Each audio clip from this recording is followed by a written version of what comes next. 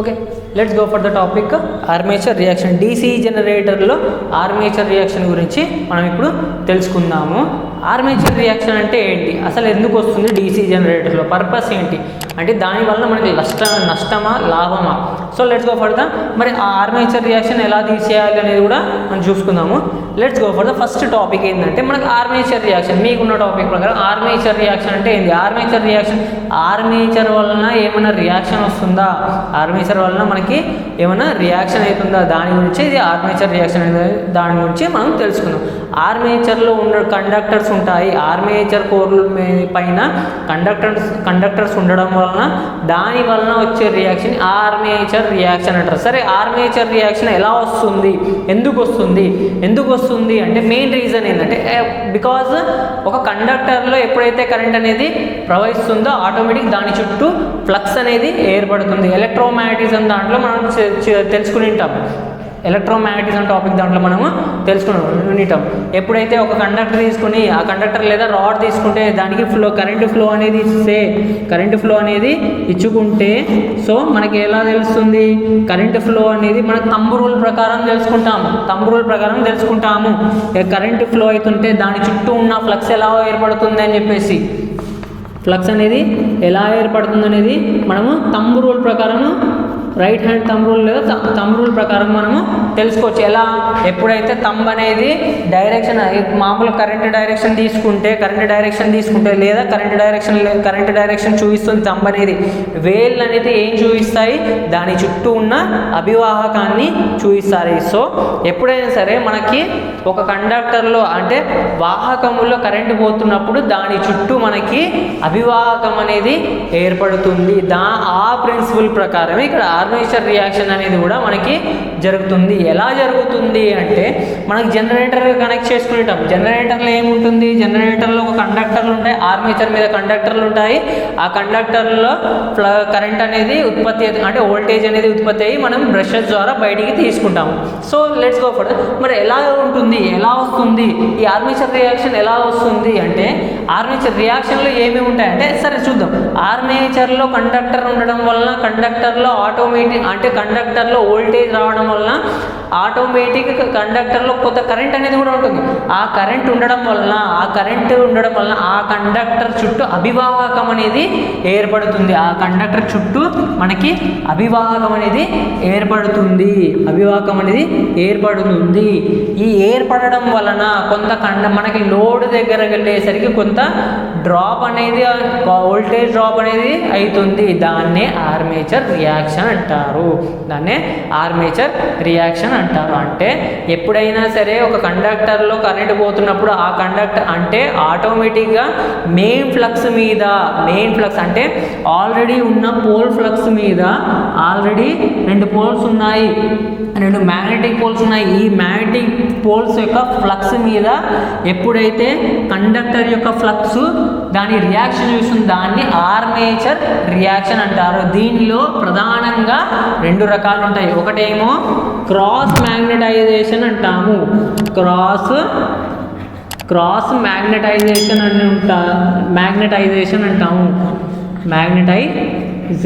అంటాము. రెండోదేమో డీమాగ్నెటైజేషన్ అంటాము. ఒకటేమో క్రాస్ మ్యాగ్నెటైజేషన్, రెండోదేమో డీమాగ్నెటైజేషన్ అని చెప్పేసి 2 రకాలు మనకు ఆర్మేచర్ రియాక్షన్లో ఉంటాయి. ఆర్మేచర్ రియాక్షన్ అంటే ఏముంది, సింపుల్గా చెప్పుకోవాలంటే మెయిన్ ఫ్లక్స్ మీద కండక్టర్ యొక్క ఫ్లక్స్ ఆ ప్రభావం చూపించేదాన్ని ఆర్మేచర్ రియాక్షన్ అనేది అని చెప్తాము. దీంట్లో మామూలుగా 2 రకాలు ఉంటాయి. ఒకటేమో క్రాస్ మ్యాగ్నెటైజేషన్ అంటాము, రెండోదేమో డీమాగ్నెటైజేషన్ అంటాము. క్రాస్ మ్యాగ్నెటైజేషన్ అంటే ఏంటి, డీమాగ్నెటైజేషన్ అంటే ఏంటంటే ఎప్పుడైనా సరే కండక్టర్ కరెంట్ అవుతున్నప్పుడు దాంట్లో ఫ్లక్స్ అనేది ఏర్పడుతుంది. ఆ ఫ్లక్స్ ఏం చేస్తుంది, మెయిన్ ఫ్లక్స్ మీద దాని ప్రభావాన్ని చూపిస్తుంది.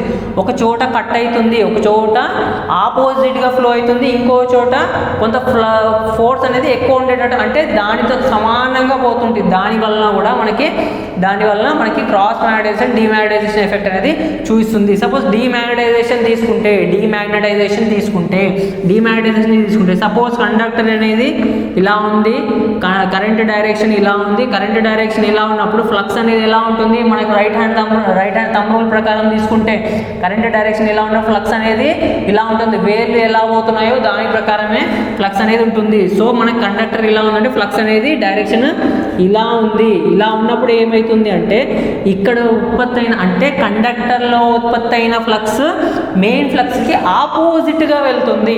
మెయిన్ ఫ్లక్స్కి ఆపోజిట్గా వెళ్తుంది. ఆపోజిట్గా వెళ్ళడం వల్ల ఆటోమేటిక్ ఏమవుతుంది, ఇక్కడ మ్యాగ్నెటైజేషన్ అనేది క్యాన్సిలేషన్ అవుతుంది. మ్యాగ్నెటైజేషన్ అనేది క్యాన్సిలేషన్ అవుతుంది. దేని వలన? ఆర్మేచర్ కండక్టర్ యొక్క ఆర్మేచర్ కండక్టర్లో ఉత్పత్తి అయిన అభివాగం అనేది ఆల్రెడీ ఉన్న పోల్ ఫ్లక్స్ అంటే మెయిన్ పోల్స్ యొక్క ఫ్లక్స్ని మనకు కట్ చేయడం వల్ల, అంటే కట్ చేయడం అంటే ఖండిస్తుంది, అంటే ఆపోజిట్గా వెళ్ళి దాన్ని నిలువరించడం వలన అక్కడ డీమ్యాగ్నటైజేషన్ ఎఫెక్ట్ అనేది మనకి ఏర్పడుతుంది. మామూలుగా చెప్పుకుంటే రెండు రకాలని చెప్పుకున్నాము. డీమ్యాగ్నటైజేషన్ అంటే ఎగ్జాంపుల్ ఇది. క్రాస్ మ్యాగ్నటైజేషన్ ఏంటంటే ఫ్లక్స్ని డైరెక్షన్ చేంజ్ చేస్తుంది. ఫ్లక్స్ డైరెక్షన్ కూడా చేంజ్ చేస్తుంది. దాన్ని క్రాస్ మ్యాగ్నటైజేషన్ అని కూడా అంటాము. సో మెయిన్గా ఏంది ఆర్మేచర్ రియాక్షన్ అంటే మనకి కండక్టర్లో ఉత్పత్తి అయిన అభివాహకము ఆల్రెడీ ఉన్న పోల్స్ యొక్క అభివాహకం మీద చూపించే రియాక్షన్ని ఆర్మేచర్ రియాక్షన్ అని చెప్తాము. సో దిస్ ఈజ్ మనకున్న టాపిక్ ప్రకారం ఆర్మేచర్ రియాక్షన్ అంటే చిన్న టాపికే, చాలా easy topic. So this is your armature reaction according to మీ syllabus. Let's go for the topic on load characteristics. దాంట్లో external characteristics. First of all will go for the discuss for external అంటే మామూలు characteristics. Load వేసినప్పుడు ఎలా ఉంటుంది, load వేయనప్పుడు ఎలా ఉంటుంది, నో లోడ్ క్యారెక్టరిస్టిక్స్ చెప్పుకున్నాము. లోడ్ వేసినప్పుడు ఎలా ఉంటుంది చూసుకుందాము. So let's go for the EG and IA, whereas VL and load IL load current, load voltage V. అదే ఈజీ అంటే జనరేటెడ్ ఈఎంఎఫ్, ఐఏ అంటే ఆర్మేచర్ ఈఎంఎఫ్. సరే లోడ్ వేస్తున్న కొద్దిగా ఆటోమేటిక్ ఏమైంది, జనరేటెడ్ ఈఎంఎఫ్ స్టార్టింగ్లో పాయింట్ ఇక్కడ ఉంది. అదే లోడ్ వేస్తూ పోతే అంటే కరెంట్ ఆర్మేచర్ కరెంట్ అనేది పెరుగుతూ పోతే ఆటోమేటిక్ ఏమైంది, ఈఎంఎఫ్ అనేది డౌన్ అవుతుంది. రీజన్ ఏంటంటే రీజన్ ఏంటంటే దానిలో ఉండే నిరోధం వలన ఆర్మేచర్ రియాక్షన్ అండ్ ప్లస్ ఆర్మేచర్లో ఉండే రెసిస్టెన్స్ వలన రెండింటి వలన ఆటోమేటిక్ జనరేటెడ్ ఈఎంఎఫ్ అనేది అంటే లేదా టోటల్ V అనేది వోల్టేజ్ అంటే లోడ్ అవుట్పుట్ వోల్టేజ్ అనేది తగ్గుతూ పోతుంది.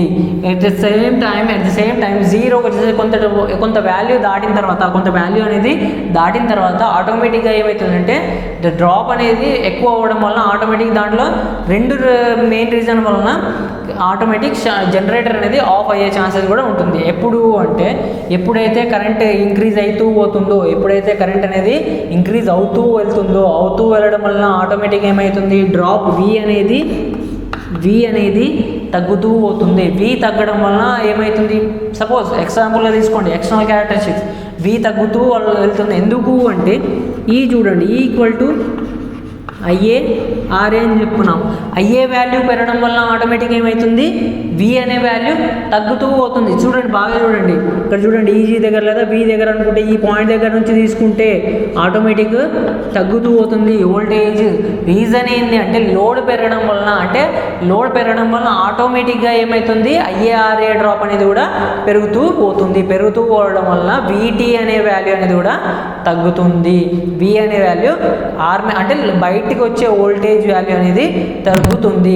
ఎప్పుడైతే కరెంట్ అనేది ఇంకా పెరుగుతుందో ఆటోమేటిక్ ఆర్మేచర్ రియాక్షన్ కూడా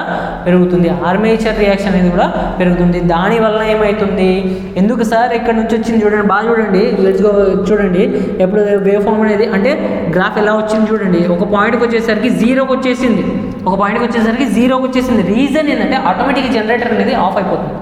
ఆటోమేటిక్గా జనరేషన్ అనేది ఆఫ్ అయిపోతుంది. ఎందుకు అంటే లోడ్ పెరగడం వల్ల లోడ్ పెరగడం వలన కరెంట్ పెరుగుతుంది. కరెంట్ పెరగడం వల్ల వోల్టేజ్ డ్రాప్ అనేది కూడా పెరుగుతుంది. వోల్టేజ్ డ్రాప్తో పాటు ఆర్మేచర్ రియాక్షన్ డ్రాప్ అనేది కూడా పెరుగుతుంది. ఆర్మేచర్ రియాక్షన్ డ్రాప్ అవడం వలన అక్కడ మనకి ఫీల్డ్ ఫ్లక్స్ మీద కూడా మనకి ఎఫెక్ట్ అనేది చూపిస్తుంది. దానివల్ల ఆటోమేటిక్ ఫ్లక్స్ జనరేటర్ క్రాస్ అంటే ఆర్మేచర్ రియాక్షన్ వలన ఒక దగ్గర డిమాగ్నటైజేషన్ అవ్వచ్చు, లేదా ఒక దగ్గర క్రాస్ మ్యాగ్నటైజేషన్ కూడా అయ్యే ఛాన్సెస్ ఉంటుంది. దానివల్ల ఆటోమేటిక్ జనరేటెడ్ ఈఎంఎఫ్ డ్రాస్టికల్గా తగ్గిపోవడం వల్ల ఆటోమేటిక్గా ఈ ఆర్మేచర్ అంటే లోడ్ ఆటోమేటిక్గా ఏమవుతుంది, జనరేటర్ అనేది ఆఫ్ అయ్యే ఛాన్సెస్ ఉంటుంది. ఒక పాయింట్కి వచ్చేసరికి జనరేటర్ అనేది ఆఫ్ అవుతుంది. ఇది మనకి external characteristics. So let's go for the topic causes for buildup of voltage. అంటే మనకి మామూలుగా ఏంది కాజెస్ ఫర్ ఫెయిల్యూర్ అంటే ఏంది, మనం జనరేటర్ ఆన్ చేస్తాము, జనరేటర్లో ఆన్ చేసి మనకు ఉత్పత్తి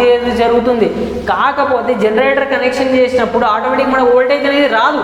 ఎందుకు రాదు మెయిన్ అనేది అది మనకి ప్రాసెస్ ఉంటాయి. అంటే కొన్ని కారణాలు ఉంటాయి. కారణాల వల్ల మనకి ఏమవుతుంది, ఆటోమేటిక్గా వోల్టేజ్ అనేది బిల్డప్ కాదు. ఎందుకు కాదు అనే కారణాలు ఏమేమంటే చూడండి. First topics causes for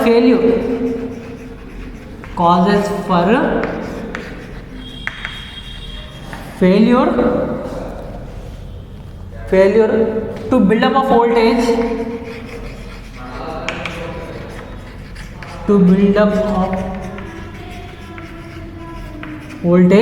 in DC generator.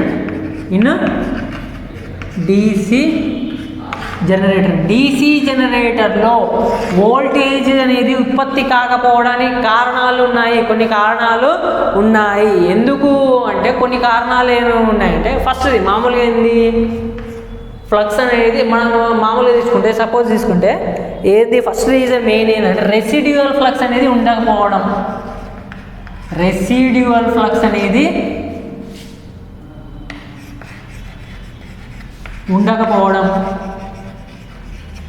Absence ఉండడం అంటే రెసిడ్యువల్ ఫ్లక్స్, ఆబ్సెన్స్ అంటే మనకేంది రెసిడ్యువల్ ఫ్లక్స్ అనేది ఉండకపోవడం. అంటే మనకి జనరేటర్లో ఫీల్డ్లో ఉత్పత్తి అయ్యే ఫ్లక్స్ అనేది కొంత మేర వోల్టేజ్ అనేది ఉంటుంది, కొంత ఫ్లక్స్ అనేది ఉంటుంది. ఆ ఫ్లక్స్ ఉండకపోవడాన్ని రెసిడ్యువల్ ఫ్లక్స్, ఆబ్సెన్స్ అని చెప్తాము. రెండవది ఏంటి అంటే టర్మినల్స్ కరెక్ట్గా కనెక్ట్ చేయకపోవడం, రాంగ్ కనెక్షన్ ఆఫ్ టర్మినల్స్.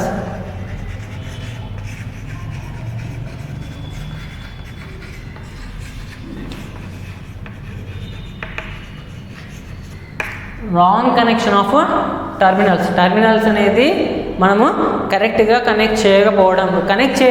ఎలా కనెక్షన్ చేయలేదు అంటే మనకు మామూలుగా ఏంది,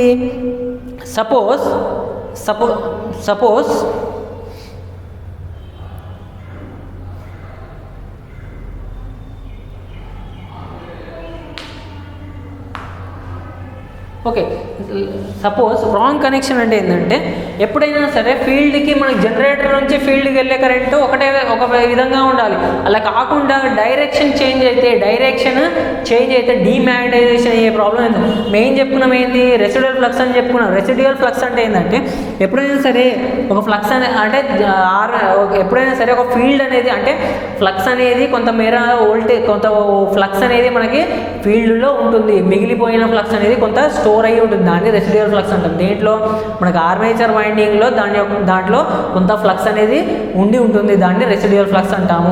ఎప్పుడైనా ఆఫ్ చేసినా కూడా అంటే అప్పటికప్పుడు జనరేట్ అయినా కూడా ఆటోమేటిక్గా ఏమవుతుంది, అంటే అప్పుడప్పుడు జనరేటర్ స్టార్ట్ అయినా కూడా కొంత ఫ్లక్స్ ఉండడం వలన జనరేషన్ అనేది జరుగుతుంది. సో రెసిడ్యువల్ ఫ్లక్స్ లేకపోవడము. ఇంకోటి రాంగ్ కనెక్షన్ ఉండడం వల్ల అంటే ఏంటంటే మనకు మామూలుగా డయాగ్రామ్ చూస్తాము. సపోజ్ జనరేటర్ తీసుకుంటే మనకి ఫీల్డ్ అనేది కనెక్షన్ ఇలా ఉండాలి. కనెక్షన్ ఏ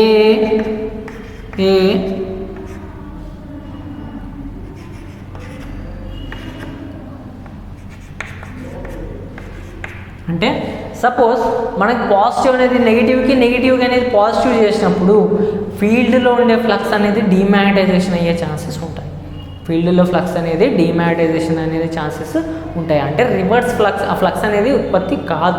అప్పుడు ఆటోమేటిక్గా ఏమవుతుంది, రివర్స్ డైరెక్షన్ అంటే జనరేటర్ రివర్స్ అవ్వడం వలన అంటే ఫస్ట్ స్టార్టింగ్ రివర్స్ అవ్వడం వల్ల ఆటోమేటిక్గా ఈ ఫీల్డ్లో ఫ్లక్స్ అనేది వెళ్ళిపోతుంది. దానివల్ల వోల్టేజ్ అనేది మనకి బిల్డప్ అనేది కాదు. నెక్స్ట్ ఏంటంటే కమ్యూటేటర్ బాగాలేకపోవడం. డర్టీ కమ్యూటేటర్ అంటారు.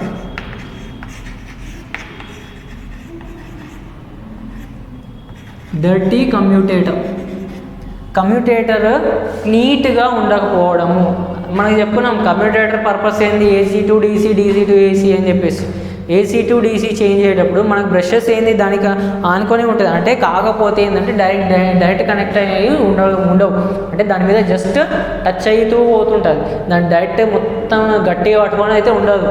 సో ఆ కమ్యూటేటర్ డర్టీగా ఉండడం వల్ల మనకి వోల్టేజ్ అనేది బయటికి రాదు,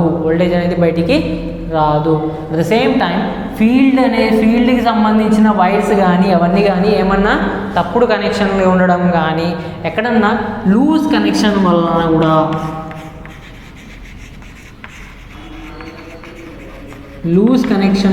కూడా లూజ్ కనెక్షన్ ఏంటంటే కమ్యూటేటర్ మీద బ్రషెస్ మనం ఏంది సపోజ్ కమ్యూటేటర్ బ్రషెస్ అనేది దీని మీద టచ్ అవుతూ ఉండాలి, ఎప్పుడైతే లూజ్ కనెక్షన్ అవుతుందో దీని టచ్ అనేది అవ్వకపోవడం వల్ల ఆటోమేటిక్ మనకి బయటికి వచ్చే వోల్టేజ్ అనేది కూడా జీరో ఉంటుంది. సో మెయిన్ రీజన్ ఏంటంటే రెసిడ్యువల్ ఫ్లక్స్ అనేది ఆబ్సెంట్స్ ఉండడం వలన, ఒకటేమో రాంగ్ కనెక్షన్ వలన, మూడోదేమో డర్టీ కమ్యూటేటర్ వలన, నాలుగోదేమో లూజ్ కనెక్షన్స్ వలన కూడా మనకి ఫ్లక్స్ అనేది ఏర్పడకుండా ఉంటుంది. దానివల్ల మనకి ఆటోమేటిక్ అంటే ఫ్లక్స్ అనేది లోపల ఉంటుంది, జనరేషన్ అవుతుంది, కాకపోతే లూజ్ కనెక్షన్ వలన ఆ బ్రషెస్ అనేది మన కమ్యూటేటర్ నుంచి మనకి వోల్టేజ్ అనేది క్యారీ చేయలేవు, అప్పుడు ఆటోమేటిక్గా మనకి బయటికి వచ్చే వోల్టేజ్ జీరో ఉంటుంది. So these are the topic. మనకేంది కాజ్ ఆఫ్ ఫెయిల్యూర్ అంటే లోపల వోల్టేజ్ అనేది బిల్డప్ కాకపోవడానికి లేదా బయట మనకి వోల్టేజ్ రాకుండా ఉండడానికి మెయిన్ రీజన్ ఇది. ఓకే.